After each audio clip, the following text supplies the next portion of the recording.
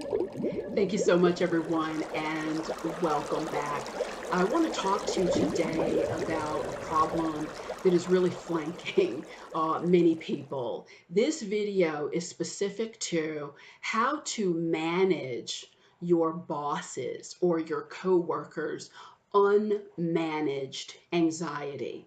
Okay, and I want to highlight the words unmanaged anxiety because when someone has anxiety, and let's face it, over 40 million people in America are dealing with some form of anxiety. It's not just a problem in the US, all over the world. So many of those folks are coping with it. It's managed, living very productive lives at home, at work, everywhere in between. But I'm talking about the individuals who are not, let's say, in the driver's seat where their anxiety is concerned. And someone else's unmanaged anxiety can cause huge, big problems for you. So I want to dive in and give you some solutions here. I like to share a story.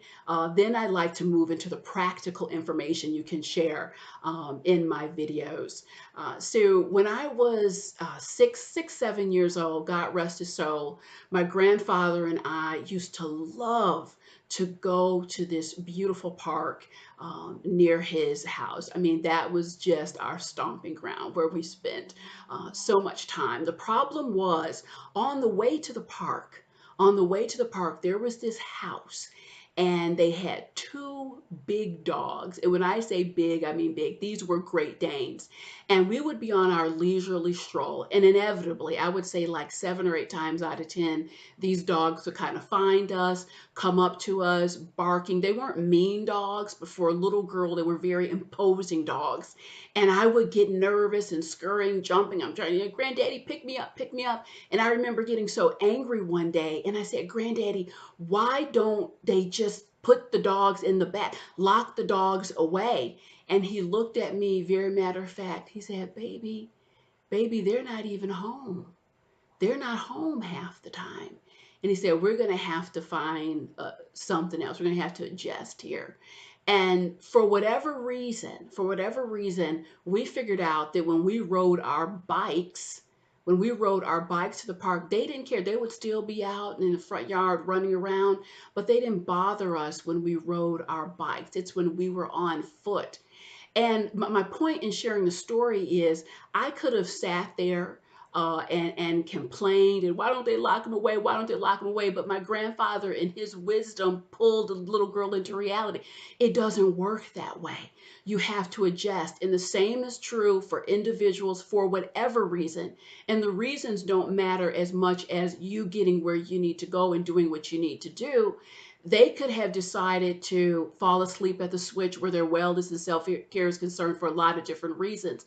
The greater point for you is, how do I work around this so that their unmanaged anxiety does not become my problem? And unmanaged anxiety, how you know if you're dealing with it, you will be scratching your head continuously. Why are they behaving this way? Why am I being micromanaged? What's the big deal? We're just having a group of us are going out to lunch. What is this reaction all about? So one of the things that I want you to understand is when someone is dealing with anxiety, and I've worked with hundreds and thousands of people over the years who are sufferers, when they are dealing with anxiety, they are very rarely, it's rare that they're calm in the here and now. That's what anxiety is. They are existing either in the future, worried about something that could potentially happen, something that has already happened, how it's going to go, or sometimes they're back in the past, worried, ruminating, or fixating on something that has already occurred. It's long since gone. But anxiety, just by definition, takes people out of the here and now. So when you think about a solution, a workable solution, what's the next step? If I've got this boss or I've got this coworker, that's the energy space they're in. The simple solution, I'll give you 2 words to keep in mind, then I'll break them down, is becoming a time time traveler. I didn't say you have to live there. Because somebody said, well, Sheila, that might be two of us with stress and anxiety. You don't have to stay. You don't have to stay where you're going to be going, but I'm asking you to visit momentarily. They are meeting you in the future, in the energy of, it's usually fear, uh, uh, catapulted into the future. So if you want to manage that energy successfully to get where you need to go, a productive day, go home, have your ice cream, do what you want to do, relax, that's where you're going to need to meet them. I'll give you a perfect example. I was working with a woman on a project, very lovely person, but it was clear to me that not only did she have anxiety, she did not have a handle on it whatsoever. And knowing that, I knew everything on my end, it's fine. I've kind of laid out the program, the plans for her, but that's not where she was. This is the exact verbiage, the exact words that I use with her. You know, we're working on this, and I want to, as you think about the future, things that could make this an amazing project, an amazing event. I want you to share that with me, or things that you've kind of flagged in your mind that you're worried about. Let's kind of hash that out. And I literally saw a calm come over her. Why? Because I had joined her in the space, time travel, folks. I joined her where she was. That's exactly where she was living and existing. And that was very calming for her to address that space that she was in. Like I said, you don't have to stay there. That was momentarily. You visit and you come on back to your space. And you can spend a lot of time being concerned about the reasons why someone has a certain disposition. But really, when we're talking about a function of productivity, moving your day forward, that's really not time that most of us have.